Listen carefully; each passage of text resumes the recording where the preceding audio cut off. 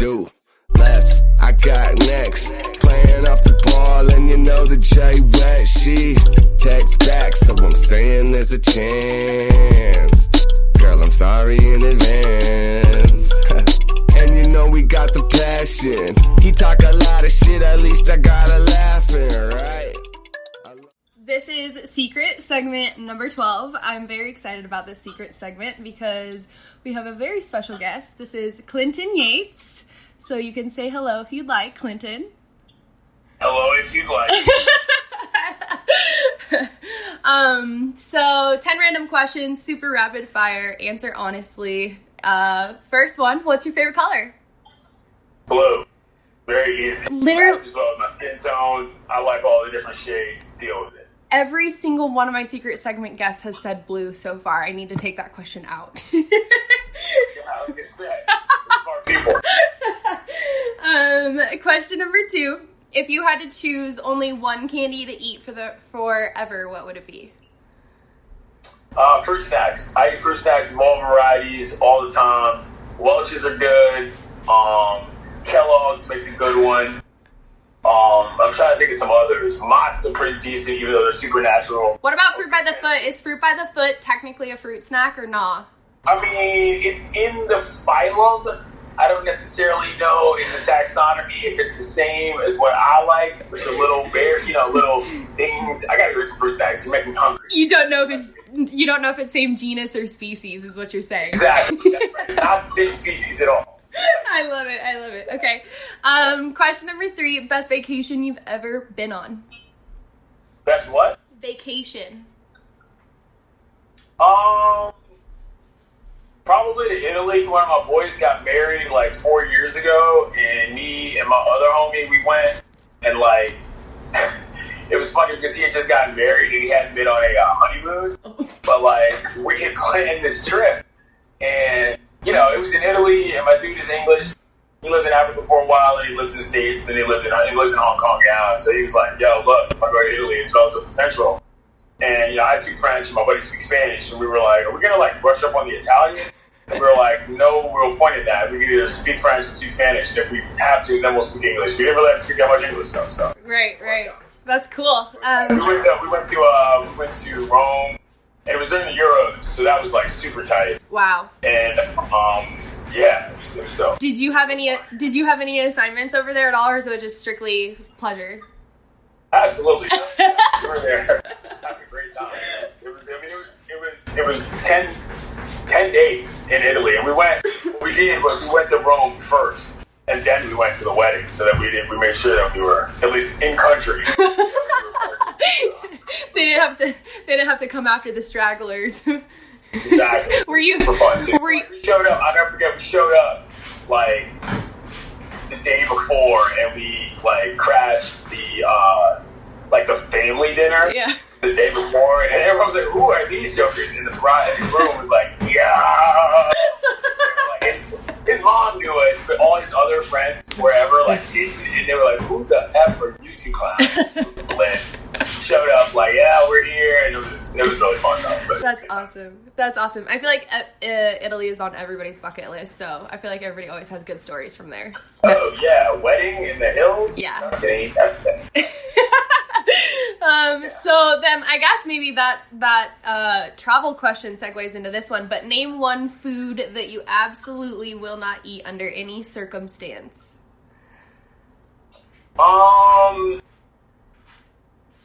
That's tough. I mean, I probably won't eat anything that's already alive. Okay. Like, that's not yet dead. Yeah. Like, raw, I'm fine with it. But, like, not dead, I'm kind of like, that's not really my speed. Like, if it's moving, you know what I mean? Or if, like, I gotta kill it in my mouth. No. Like that. Like, with my microbial freaking acids or whatever. Like, nah. I'm not trying to have something die inside me. I'm trying to make it dead before I decide to consume. Yeah. Fair. I'm with you on that. I have no argument there at all. So 5, definitely more relevant question to the podcast, but what was the first live sporting event that you ever attended? I don't necessarily know the answer to that for real, but the first ones I can remember were Hoyas basketball games. Mm-hmm. My dad was a season ticket holder, and back in the 80s, you know, we were a black family, and, you know, John Thompson was a big fan of, obviously, black players and, you know, pushing the movement. So, you know, back in the day, you know, like Charlie Smith, Reggie Jackson, like old-ass Hoyas, you know, from the 80s. I mean, that was my first experience in college basketball, my first experience really liking that team. So those are the first games I really, really remember, like being like 7 and 8. Yeah. You know what I mean? Going from regularity out to the Cap Center, you know, like on Saturday mornings and midweek. It was tight. That's awesome. That's awesome. If you had to choose, I can't wait to hear how you answer this. This is such a good question for you. If you had to choose one actor or actress to play you in a movie about you, who would it be? This is easy, and not because I've come up with this answer, because people have told me this. Derek Luke. He was in Friday Night Lights. You might remember him. Yep. Booby. Yep. But, like, people don't realize he was 30 in that movie. Yeah. You know? Like, he was a grown-ass man when he did that joint. And so, like, I don't necessarily look like him. Such a good movie. Like, he's a good actor, and I just think he's got the kind of steez that, like, I understand. You know, a lot of actors from certain eras, they very much represent, like, parts of the world that they're from. Right.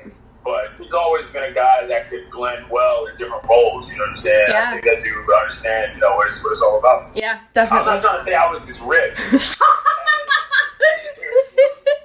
Friday Night Lights in high school, because I was not. But, you know what I'm saying? Like, but if I would have been, I would have been him. Okay, you know what I'm saying? Right, exactly. But nah, not even close. So. That's funny. This one is another good one for you, given that there's been a lot going on this last week or so. But what is one thing you've learned in the past week? In the past week, I have learned that white people have a real problem with the N-word, like in a way that is really funny sometimes. I was on the air with some dude, and like the topic came up, and he decided to give us his whole thoughts on it. And I'm like, not like mad at him per se, but like gave me his whole thoughts on what he thought about the word. And I was just like, yo, dog, I use that word every day. I'm going to use that word every day until I die. Yeah. And I'm going to use it with my kids, and it's a dinner table word in my family. And like, you don't have to worry about it. The dude was shocked. You know what I'm saying? I was like, yeah, you know, that's just what it is. Like, just don't say it. Yeah. That's just all you have to do, you know. And I mean, not that it's a big surprise, but it's always interesting when people who are grown up are confronted with that. It says about other people who are like as old and as accomplished, I'm using air quotes, as they are. Yep. They hear something like that, they're like, yo, word? I'm like, yeah, dude, like, sorry, it's not for you, and that's okay. It's not like a militant thing. It's just like, why do you have to think about something you don't have to think about? Yeah, doesn't apply to you. Out of sight, out of mind. Totally, I like that. And I definitely think it's something a lot more people need to learn too. So thank you for bringing that up. On that note, pick one to be for a day, villain or hero. I mean, part of my life is that I kind of embody a lot of both of that. Totally. I've come to learn that over the years. Yeah. You know, so not to talk about on the question, but like, I'm not saying I'm a hero to anybody specific, but I know the feedback I get from people from my hometown, not just kids, but like people who are like, yo, man, you know, you represent an area of DC that there's not a whole lot of us. I mean, if you think about a lot of the major cities across America, and you think about a lot of the people who are, I don't want to say famous, but who have had voices in this landscape, like, there's not a whole lot of brothers from DC from the 80s, 90s who are still around. Absolutely. You know what I'm saying? And still talk for us, because most of us are either dead or in jail. You know, when I was growing up, where if you were born where I was born, when y'all was born, your life expectancy was 25. Wow. You know, I'm almost 40, so like, for us to be able to be represented by not just me, but somebody who, you know, survived, and I really did my best to sort of put down for like what we were all about, you know, and that to me, and to a lot of people that's really scary, so that makes me the villain, but to other people that's pretty heroic. So definitely, I agree. Well, and you always, to me, as somebody who has observed you, you've always been somebody who is adamantly proud of where you're from, and you're always going to tell people where you're from. It's not something that you ever shy away from. So nah, I mean, it makes a difference in who I am. I mean, I think people, I don't know, man. People look at, you know, the way I talk. People look at the, you know, the clothes or whatever, and they're like, yo, this dude is a clown. And it's like, nah, man. You know, like, you just don't understand it. It wasn't easy to be yourself, you know, in moments like that growing up, because I don't know, man. I could have taken your life, but lucky enough, I got my people and I got all that, and I still go back around the way. I still get my haircut around the way. I live in LA. Yep. But so it's real. That's me. So yep. Why would I do anything else? Definitely. Definitely. So, question number 9. We've got 2 left. It's not so intense, but the last one might be.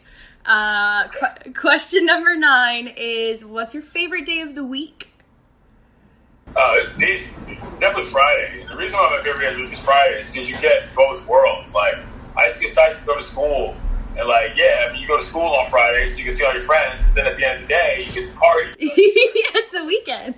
You got both. You know what I mean? So you had the relief of it's Friday, but the next day was Saturday, so you can do whatever. Yep. Sleep in, Saturday morning cartoons. Yeah, definitely. So even when I worked, even when I worked Monday through Friday like that, it was Friday, let's get after it. I get to see y'all on Saturday. You know what I'm saying? But I'll hang out with y'all on Friday. That's true. That's very true. I agree. Okay, last question. Give it to us straight, okay? Clinton, no holds barred. Worst career advice you have ever gotten? Worst? It's a good question. Man, I shut up Clinton Yates? No, it's just that I don't listen to a whole lot of bad advice. You know what I mean? That's true. You know what I mean? I'm trying to think of what that would even be because... You, immediately disregard. When that comes along in your mind, you know a bad idea when you see one. I remember when I used to write for...